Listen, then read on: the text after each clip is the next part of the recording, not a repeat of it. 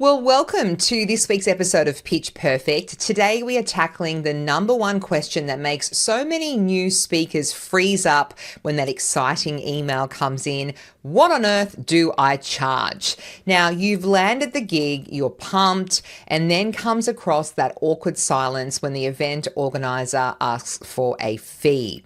Do you throw out a number and just hope that that doesn't scare them away? Do you go low just to get the gig, or do you risk going high and maybe pricing yourself out? Well, you are not alone. This is one of the most common sticking points for speakers at every level, and I've been there. My very first speaking gig, I got paid $30. Yes, you heard that right, $30. So these days I charge $10,000 for a keynote presentation. Now, trust me, I have lived through the pricing roller coaster, and I want to help you skip a few of the painful lessons that I've had to learn along the way. In this episode, I'm going to walk you through why pricing feels so hard, the factors that should influence your speaking fee, what typical ranges look like, and some practical tips on how to confidently say your price without cringing. Let's dive in. So first of all, why pricing feels so hard. Let's start with the elephant in the room. Why does it feel so terrifying? Honestly, it's like money and self-worth are deeply tied together. So when you say your fee out loud, it feels like you're putting a price tag on yourself, and that can be confronting. If you charge too much, you fear rejection. Why? If you charge too little, do you then feel perhaps you're being undervalued?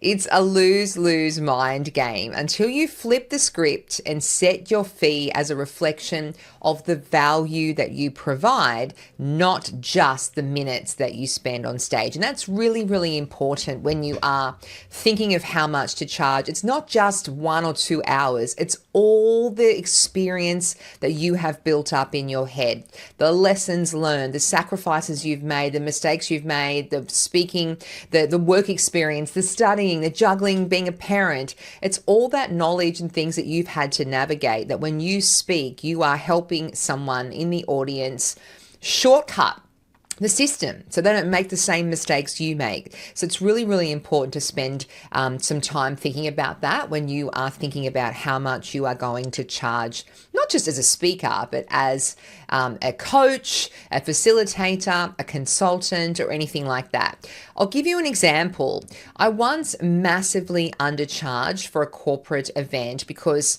I thought that I would scare them off if I quoted my usual rate. But guess what happened? They said yes in just a few seconds, which should have been a good thing, right? But instead, it left me feeling resentful, and worse, they treated me like I was just a filler speaker. Now, here's the thing. When you charge peanuts, people often value you like peanuts. The big lesson here is cheap fees don't guarantee more bookings. In fact, they can do the opposite. Pricing with confidence makes clients take you more seriously. Factors that influence speaker pricing. So how do you actually figure out your number? There are a few key factors to consider, and I want you to think about each one of these when you are setting your fee. So number one is your experience and authority. Are you brand new to the stage, or are you a recognized expert in your field?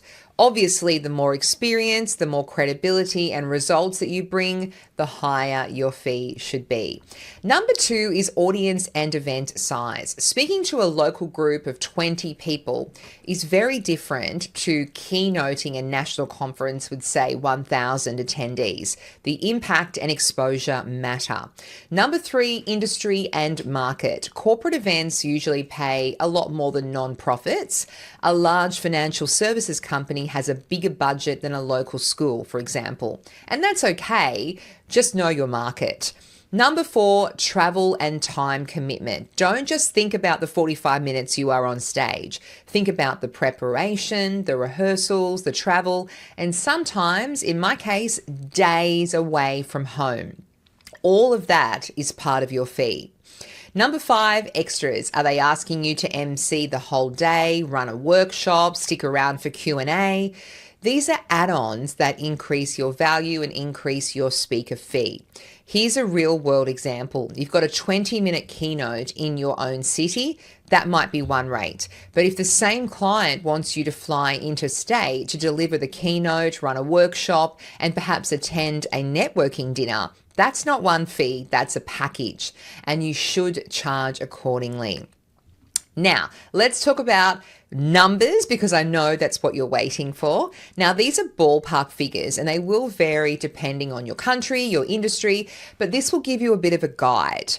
Beginner or local speakers, $500 to $2,000 per talk. Mid-level speakers with some profile and proven results, $3,000 to $7,000. Established keynote speakers with strong credibility, $10,000 and above.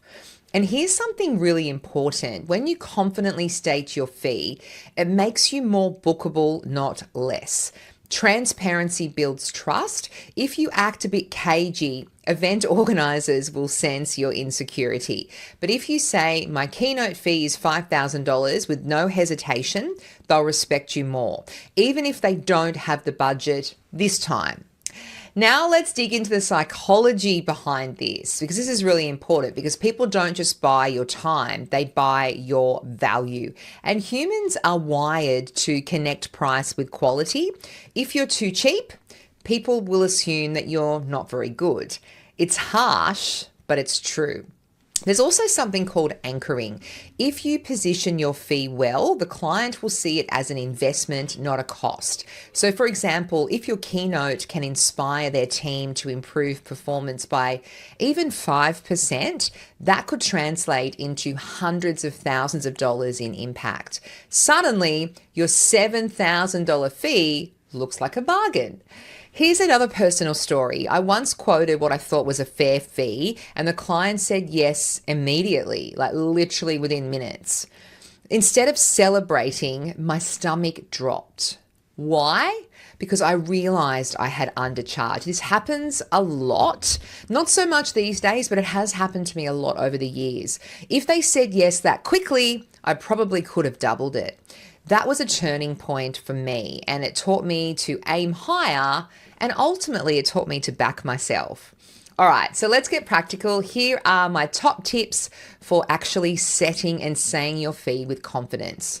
Decide on your minimum fee, the lowest you'll accept without resentment. If you say yes to something, it should feel good, not bitter. Create packages.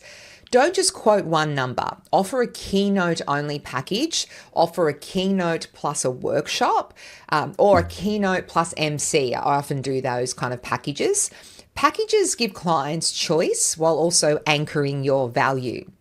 Use confident language. Instead of saying, would $2,000 be okay? Or would $2,000 be in your budget? Say, my keynote fee is $2,000. Period. Silence. Let them respond.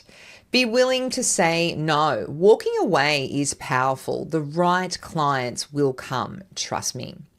And always add GST or taxes and clarify what's included. So travel, accommodation, slides, preparation, all of it.